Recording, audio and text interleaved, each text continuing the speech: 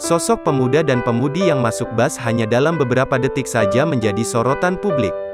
Terlihat dalam video, pemuda dan pemudi sedang berada di pinggir jalan. Mereka hendak menunggu bus yang melintas di jalan tersebut.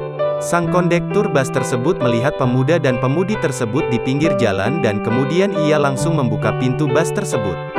Lalu pemuda dan pemudi tersebut masuk ke dalam bus. Mereka tidak langsung duduk di bangku penumpang melainkan menghampiri sosok sopir bus.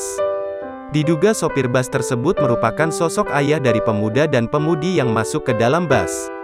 Mereka pun langsung menyambut dengan memberikan salam dan mencium tangan.